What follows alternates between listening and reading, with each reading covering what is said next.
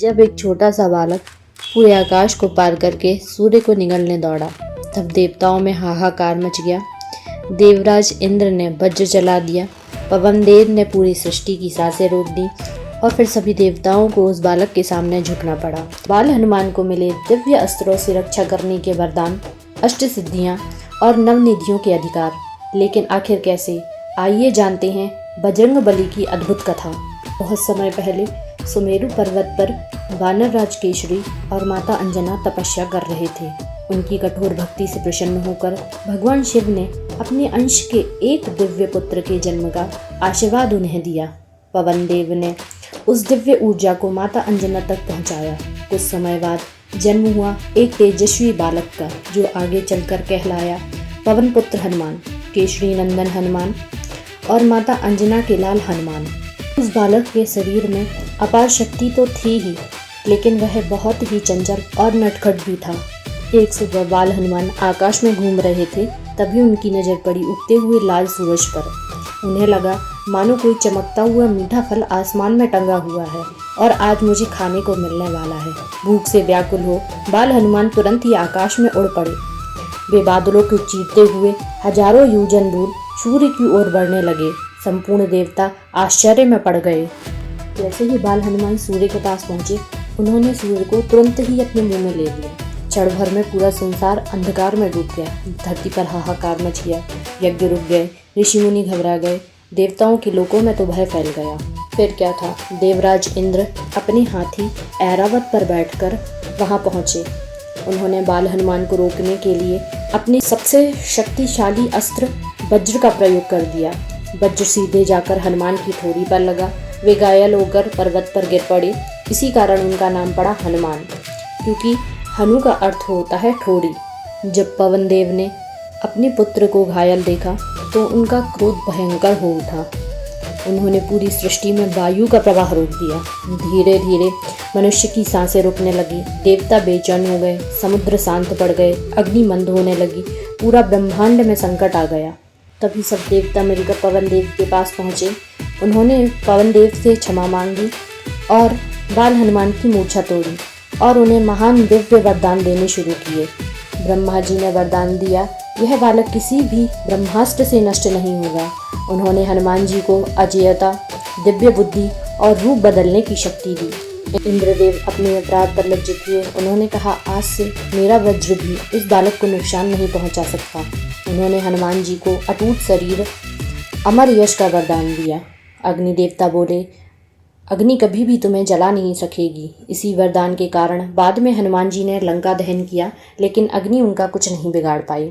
वरुण देव ने कहा, जल तुम्हें कभी डुबा नहीं पाएगा।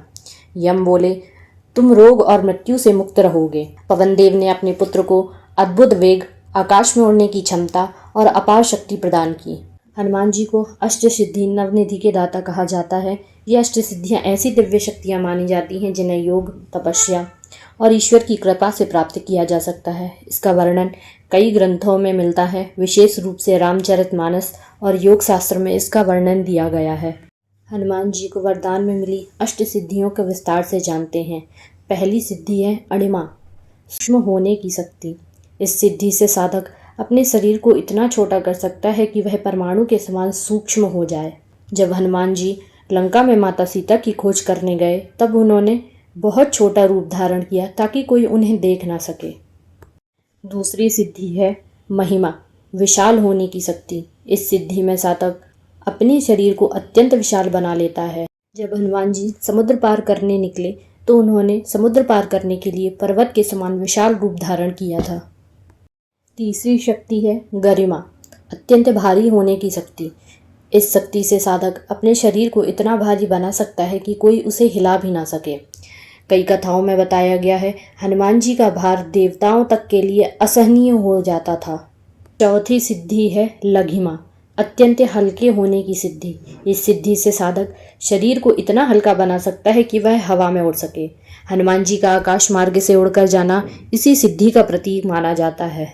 पांचवी सिद्धि है प्राप्ति, कभी भी कहीं भी पहुंचने की शक्ति।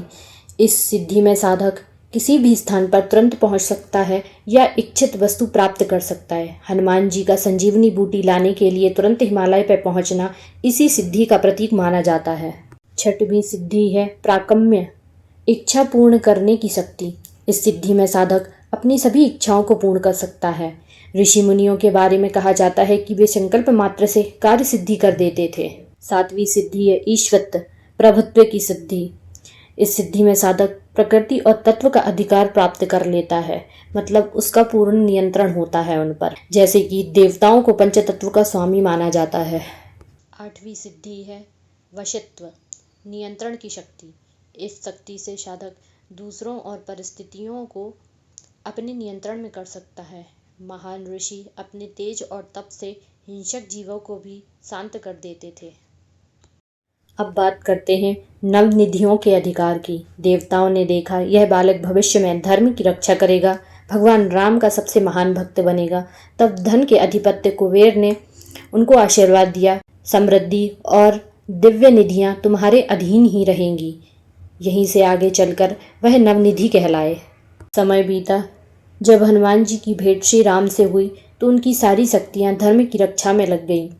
उन्होंने समुद्र पार किया, माता सीता को खोजा, लंका जलाई, संजीवनी पर्वत उठाया, लेकिन कभी भी अपने बल का घमंड नहीं किया। लंका विजय के बाद माता सीता ने हनुमान जी से कहा, तुम संसार के सबसे महान भक्त हो, इसलिए जो भी तुम्हारे सच्चे मन से भक्ति करेगा उसे तुम अष्ट सिद्धि और नवनिधि प्रदान कर सकोगे। तभी से हनुमान जी को कहा गया है अष्ट सिद्धि नवनिधि के दाता, असवर दीन जानकी माता।